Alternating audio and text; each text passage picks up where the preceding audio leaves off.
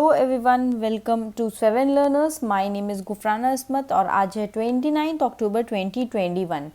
तो चलिए देखते हैं prelims pointers daily newspaper analysis में आज के लिए हमारे पास क्या क्या इंपॉर्टेंट पॉइंट्स हैं। आज मुझे पता है कि मैं थोड़ी सी लेट हूँ वीडियो को अपलोड करने के लिए, बट चलिए अब फटाफट जल्दी से स्टार्ट करते हैं सीरीज़ को।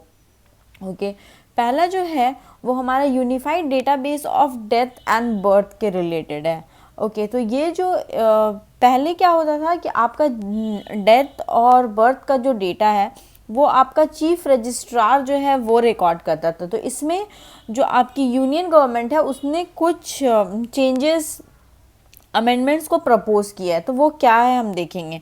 ओके तो unified database of birth and death जो है वो इट इज़ प्रपोज दैट कि जो चीफ रजिस्ट्रार है जिसको स्टेट्स अपॉइंट करते हैं, ठीक है, वो तो पहले भी डेटा आपका रिकॉर्ड करता था, तो ये रिकॉर्ड करेंगे डेटा। ओके इसके साथ साथ वो बाद में क्या करेंगे कि वे उस डेटा को इंटीग्रेट कर देंगे with the data eight the national level. इससे क्या पता चलेगा, ओके नेशनल लेवल वाला जो डेटा है आपका वो अब रजिस्ट्रार जनरल ऑफ इंडिया उस चीज़ को मेंटेन करेगा। तो पहले क्या होता था कि स्टेट में ही होता था, आपका चीफ रजिस्ट्रार करता था जिसको आपका स्टेट अपॉइंट करते था। ओके इससे हमें ये पता चलता है कि इस अमेंडमेंट के बाद से कि जो सेंटर है और जो आपका स्टेट है, okay centre will be a parallel repository of data. जैसे पहले स्टेट के पास था, अब सेंटर के पास भी आपका ये डेटा होगा।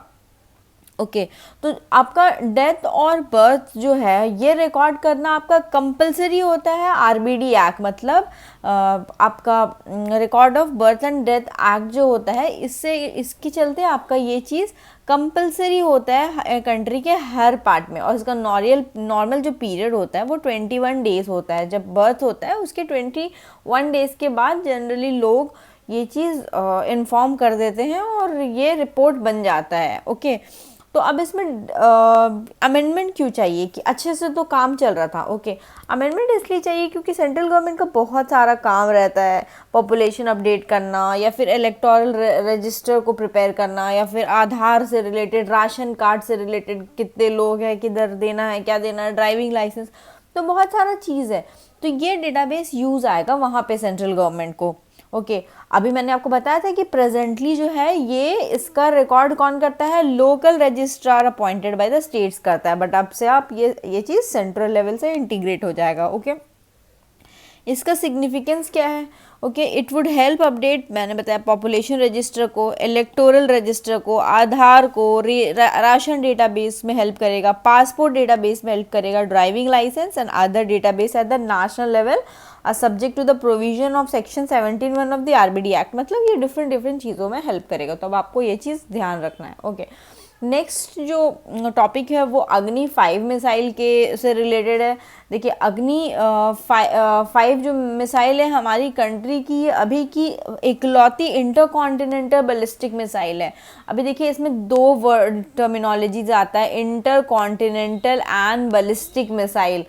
तो फिर आपको यहाँ क्रूज मिसाइल और बैलिस्टिक मिसाइल का डिफरेंस पता होना चाहिए, ठीक है, तो मेक श्योर कि आप इसका डिफरेंस जान ले। और इंटरकॉन्टिनेंटल मतलब ये एक जगह से दूसरे जगह, मतलब काफ़ी लॉन्ग डिस्टेंस को ये कैरी करती है, ठीक है। और ये इंटरकॉन्टिनेंटल मिसाइल जो होती है ये आपकी ये केपेबल होती है कि कितना as far as minimum range 5500 kilometre. मतलब ये इतना अच्छा होता है कि हम यहाँ पे बैठे बैठे हम चाइना को भी हिट कर सकते हैं। और इसका जो हायर वर्जन है जैसे अभी तो मैं आपको अग्नि 5 के बारे में बात कर रही हूँ, but India is working on अग्नि 6 ऑल्सो, तो उसकी रेंज जो होगी उससे भी ज़्यादा होगी, 7-8-9 हज़ार उस पर काम चल रहा है। बट अभी लेटेस्ट जो हमारे पास है वो इंटरकॉन्टिनेंटल बैलिस्टिक मिसाइल अग्नि 5 है जिसकी रेंज है मिनिमम 5500 किलोमीटर, उसकी अभी की रेंज है। इसको डेवलप कौन किया है दोस्तों, इसको डेवलप करने वाले हैं DRDO। ओके अब देखिए अग्नि 5 है तो उससे पहले आपका अग्नि 1, 2, 3, 4 होगा। तो ये अग्नि 1 जो था वो 700 किलोमीटर लेके जाता था, 2 2000 किलोमीटर, 2000, 3 3000, 4 3200 एंड 5 अभी 5000 किलोमीटर की कैपेबिलिटी है। ऐसे बोला जाता है कि 5 की capability is more than 5000, like ये 6.5 7 है, बट जस्ट हम बोलने के लिए हम बोलते हैं कि इसकी कैपेबिलिटी 5000 है। ओके तो इसकी एक्यूरेसी बहुत होती है, और इसका जो स्पीड होता है मैक स्पीड 24 होता है। अब यहाँ पे एक और टर्मिनोलॉजी आ जाता है कि मैक क्या होता है। स्पीड ऑफ साउंड से इसको कंपेयर करते हैं तो लेस देन 1 होता है मैक स्पीड, तो उसको क्या बोलते हैं, इक्वल टू 1। सबसोनिक क्या होता है, हाइपरसोनिक क्या होता है, ट्रांससोनिक क्या होता है। जैसे मैं थोड़ा सा बता देती हूँ आपको, अगर मैक की स्पीड इज इक्वल टू 1 होती है, मैक की स्पीड इज इक्वल टू 1 होती है, तो इसको ट्रांससोनिक बोलते हैं। अब मैक की स्पीड मोर देन 5 होती है तो हाइपरसोनिक बोलते हैं। मैक की स्पीड अगर लेस देन 1 होती है तो इसको आई थिंक इसको सबसोनिक बोलते हैं। तो ऐसे इसका डिफरेंट डिवीजन है, और 1 से 5 के बीच में होती है तो इसको सुपरसोनिक बोलते हैं। ओके, तो ये जो हमारी अग्नि 5 है, इसकी मैक की स्पीड बहुत ज़्यादा है, मैक 24, मतलब ये हाइपरसोनिक कैटेगरी में आती है। और इस मिसाइल को जो गाइड करने वाला होता है वो सैटेलाइट गाइड करता है, क्योंकि इसमें एक रिंग लेज़र ग्रायोस्कोप लगा रहता है। इनर्शियल नेविगेशन सिस्टम, जो नाविक है हमारा सैटेलाइट, वो इसकी गाइडेंस में आपको हेल्प करता है। ये मिसाइल जो है 3 stage solid fuelled engine use करती है। ओके, तो ये सारा चीज़ पता होना चाहिए। अब एक बहुत इंपॉर्टेंट फीचर है इस मिसाइल का, वो है MIRV टेक्नोलॉजी। MIRV टेक्नोलॉजी जो है अग्नि 5 का बहुत स्ट्राइकिंग फीचर है।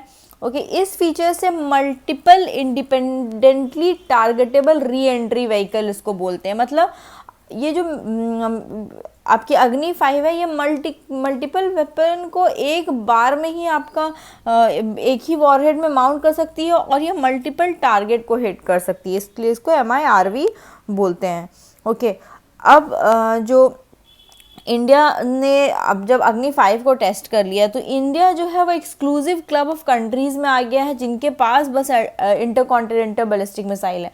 तो चाइना के पास तो ऑब्वियसली होगा, USA के पास भी होगा, रशिया, ब्रिटेन, फ्रांस के पास है। अपार्ट फ्रॉम दैट अब हमारे पास इंडिया के पास भी इंटरकॉन्टिनेंटल बैलिस्टिक मिसाइल अग्नि है।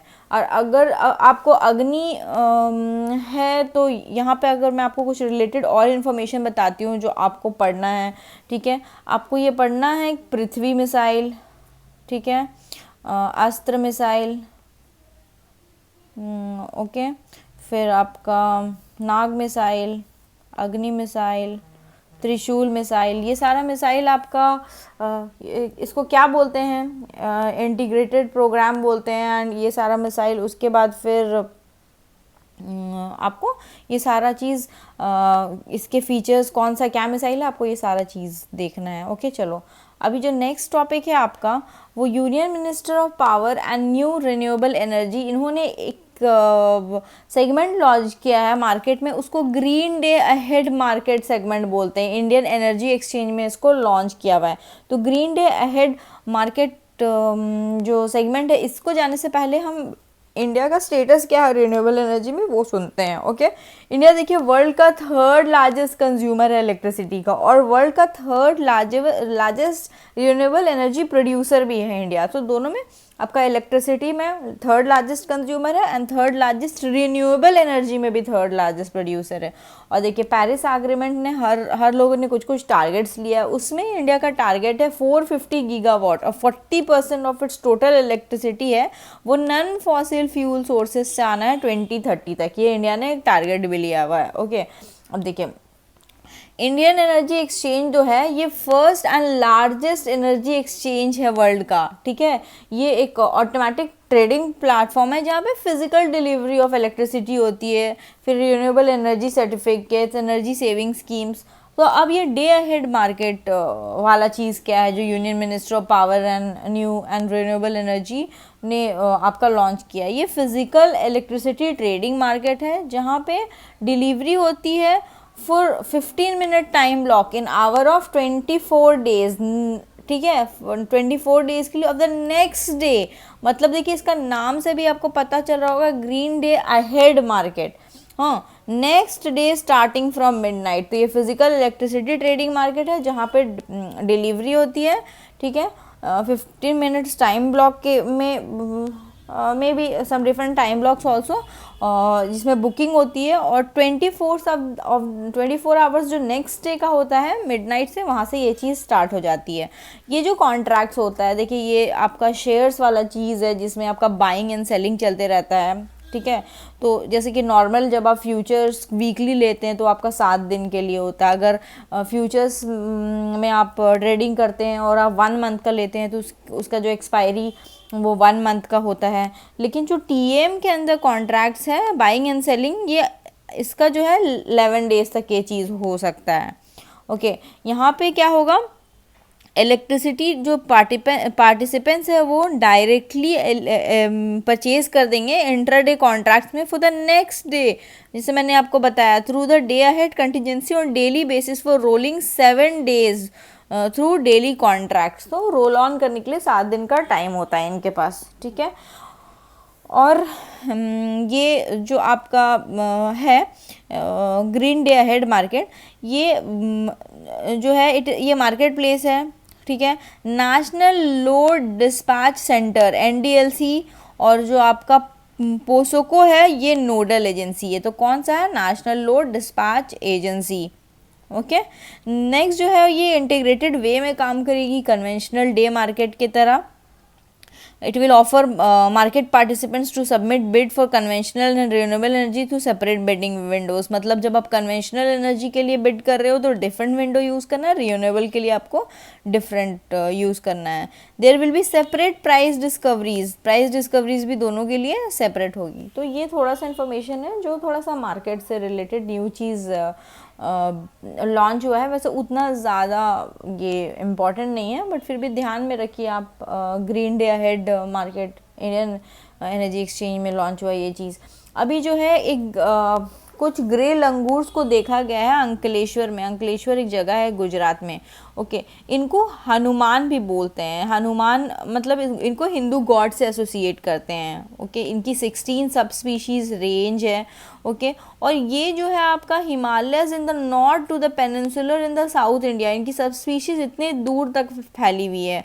इन देखिए देखने में ऐसे ही होते हैं ये, थोड़ा सिल्वरी सा हेड होता है उनका।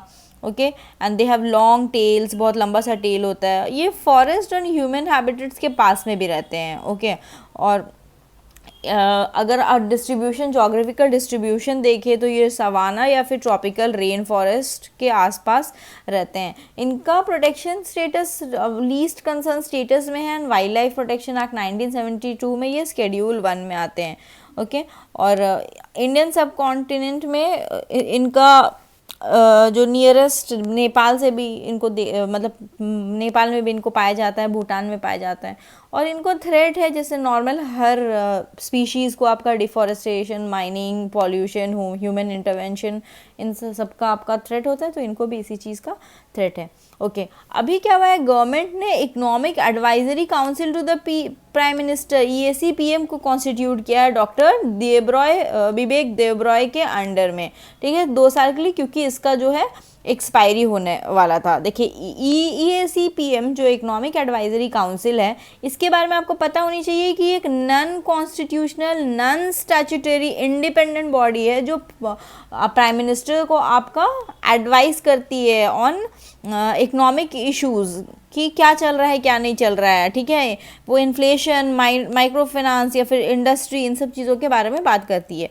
एक और चीज़ आपको ध्यान रखना है कि इसका जो नीति आयोग है वो नोडल एजेंसी होता है EAC-PM का। तो नीति आयोग होता है, कौन सा होता है, EAC-PM का नीति आयोग। और एक चीज़ ये बिल्कुल आपको ध्यान रखना है कि ये non statutory, non constitutional body होती है, ठीक है। और मैंने आपको बताया कि ये प्राइम मिनिस्टर को बताती है सिचुएशन के बारे में।